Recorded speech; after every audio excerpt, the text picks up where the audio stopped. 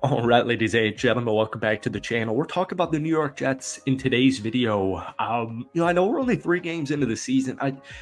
I just think this is a legitimate Super Bowl contender, and I think they're one of the top 3 teams in the AFC. And we're 3 games in, and it's just weird because New York lost week 1 to the San Francisco 49ers, one of the best teams in the NFL, right before they got hit with the injury bug. And people were just like ragging on the Jets for losing that game in that fashion.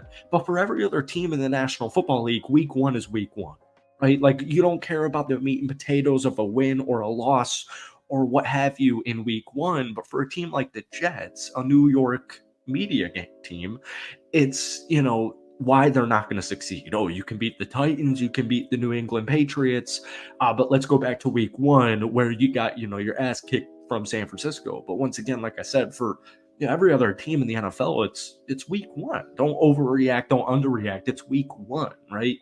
So I just feel like this team gets a really bad rap, and I think it's because most people in the NFL media world hate Aaron Rodgers for.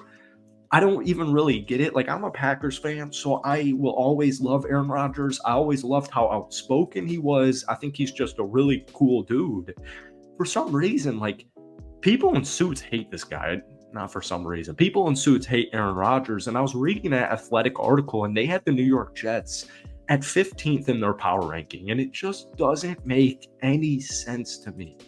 Aaron Rodgers looked like Aaron Rodgers last week. And most people heading into this season, the only thing they wanted to see before they believed in this Jets team was how Aaron Rodgers looks. So now 3 games into the season, he looks phenomenal.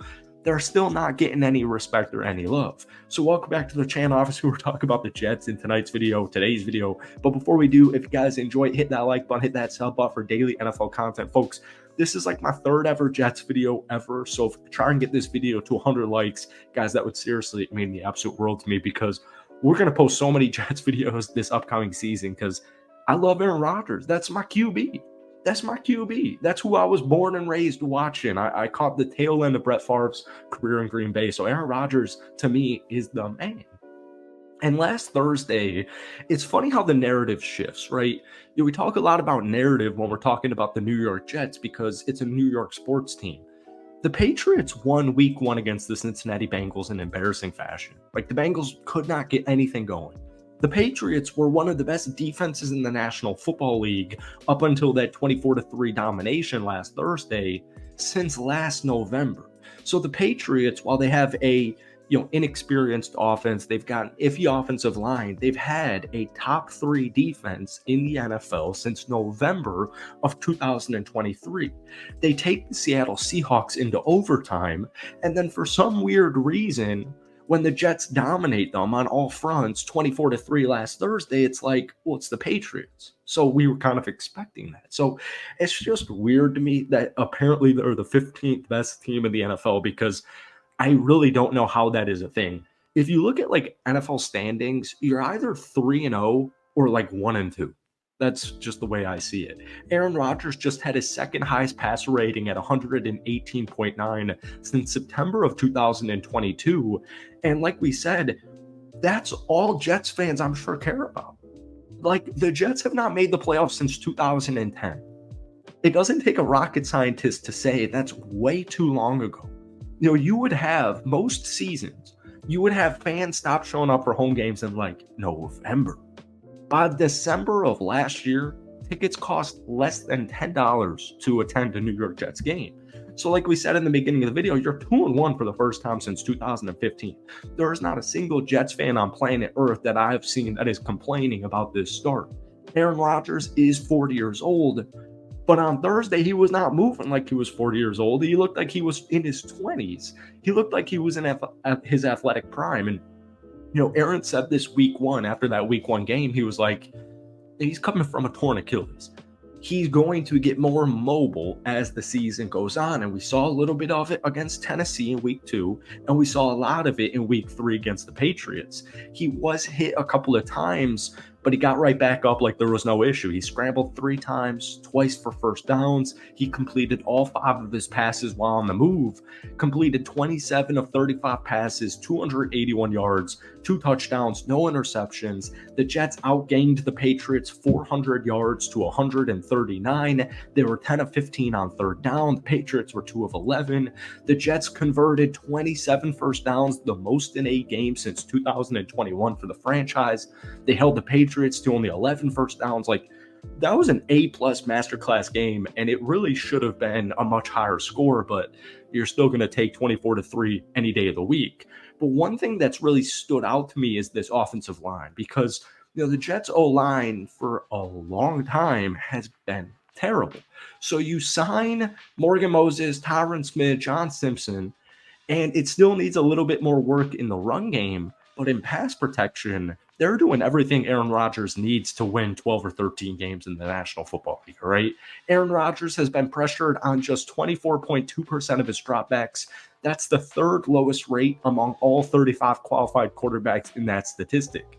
The Jets' interior offensive linemen have allowed only 6 pressures this season. That's tied for the 2nd fewest among interior offensive line groups in the NFL. Their 1.83% pressure rate is the 2nd best in the NFL. Now, there are 2 new tackles. It's what's been weird. And you got your rookie right tackle draft pick, 2024 first-round pick in Olu starting because Morgan Moses is injured. But what's weird is, the tackles in pass protection have not been great. They've been struggling more than you would anticipate. Smith's allowed the 3rd most pressures among left tackles with 10. Moses is tied for 13th among all right tackles with 6. They're both below the league average in pressure rate allowed. So, one thing is no one's concerned with the tackles, and obviously Morgan Moses, he just avoided the IR, which is good. He got a rookie right tackle starting on Sunday against Denver. But the point is, like, left tackle Tyron Smith, like, long term, the full duration of the season, no one's concerned. You would assume as we progress through games and weeks that your offensive line is going to get the chemistry, the timing, all of that stuff down packed. The run blocking does need to improve, and I keep seeing a lot of people freaking out about Breece Hall, and Braylon Allen has been outperforming him. The Jets are averaging 4 yards per rush attempt this season. That's 24th in the NFL. Of the 272 rushing yards the Jets have had with their running back room, 241 of those came before contact. So the Jets are averaging 0.46 yards per carry before contact. That's the 3rd worst mark in the NFL. So if this run protection, the run blocking can improve, folks, there's no way the Jets lose less than or don't win, honestly, 10 or 11 games this upcoming season.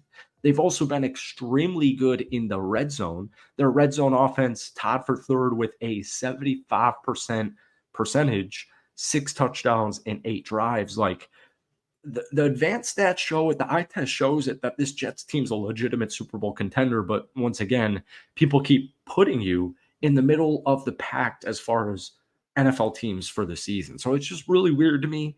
Matchup against the Broncos, we'll cover that in a couple of days. But thank you guys for watching. Hit that like button, hit that sub button. If you guys want more Jets videos, please let me know down below. But if you had to overreact through 3 weeks of the season, how many wins do you think this Jets team finishes with? Let me know. We'll see you soon.